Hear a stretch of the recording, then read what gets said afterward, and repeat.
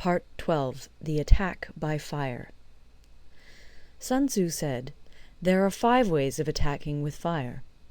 The first is to burn soldiers in their camp. The second is to burn stores. The third is to burn baggage trains. The fourth is to burn arsenals and magazines. The fifth is to hurl dropping fire amongst the enemy." In order to carry out an attack, we must have means available. The material for raising fire should always be kept in readiness. There is a proper season for making attacks with fire, and special days for starting a conflagration. The proper season is when the weather is very dry.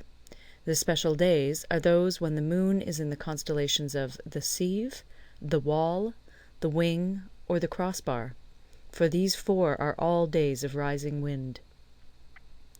In attacking with fire, one should be prepared to meet 5 possible developments. 1. When fire breaks out inside to enemy's camp, respond at once with an attack from without. 2. If there is an outbreak of fire, but the enemy's soldiers remain quiet, bide your time and do not attack. 3. When the force of the flames has reached its height, follow it up with an attack, if that is practicable. If not, stay where you are. 4. If it is possible to make an assault with fire from without, do not wait for it to break out within, but deliver your attack at a favorable moment. 5. When you start a fire, be to windward of it. Do not attack from the leeward. A wind that rises in the daytime lasts long, but a night breeze soon falls. In every army, the 5 developments connected with fire must be known, the movements of the stars calculated, and a watch kept for the proper days. Hence, those who use fire as an aid to the attack show intelligence. Those who use water as an aid to the attack gain an accession of strength. By means of water, an enemy may be intercepted, but not robbed of all his belongings. Unhappy is the fate of one who tries to win his battles and succeed in his attacks without cultivating the spirit of enterprise, for the result is a waste of time and general stagnation. Hence the saying, "The enlightened ruler lays his plans well ahead. The good general cultivates his resources." Move not unless you see an advantage. Use not your troops unless there is something to be gained. Fight not unless the position is critical. No ruler should put troops into the field merely to gratify his own spleen. No general should fight a battle simply out of pique. If it is to your advantage, make a forward move. If not, stay where you are. Anger may in time change to gladness. Vexation may be succeeded by content. But a kingdom that has once been destroyed can never come again into being, nor can the dead ever be brought back to life. Hence the enlightened ruler is heedful, and the good general full of caution. This is the way to keep a country at peace and an army intact. End of Part 12. Part 13. The Use of Spies. Sun Tzu said, "Raising a host of 100,000 men and marching them great distances entails heavy loss on the people and a drain on the resources of the state. The daily expenditure will amount to 1,000 ounces of silver.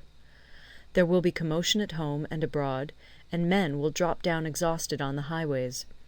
As many as 700,000 families will be impeded in their labor. Hostile armies may feast each other for years, striving for the victory which is decided in a single day. This being so, to remain in ignorance of the enemy's condition simply because one grudges the outlay of 100 ounces of silver in honours and emoluments is the height of inhumanity. One who acts thus is no leader of men, no present help to his sovereign, no master of victory. Thus, what enables the wise sovereign and the good general to strike and conquer and achieve things beyond the reach of ordinary men is foreknowledge. Now, this foreknowledge cannot be elicited from spirits. It cannot be obtained inductively from experience, nor by any deductive calculation. Knowledge of the enemy's dispositions can only be obtained from other men. Hence the use of spies, of whom there are 5 classes. 1. local spies, 2. inward spies, 3. converted spies, 4. doomed spies, 5. surviving spies. When these 5 kinds of spy are all at work, none can discover the secret system. This is called divine manipulation of the threads. It is the sovereign's most precious faculty. Having local spies means employing the services of the inhabitants of a district. Having inward spies, making use of officials of the enemy. Having converted spies, getting hold of the enemy's spies and using them for our own purposes. Having doomed spies, doing certain things openly for purposes of deception, and allowing our spies to know of them and report them to the enemy. Surviving spies, finally, are those who bring back news from the enemy's camp.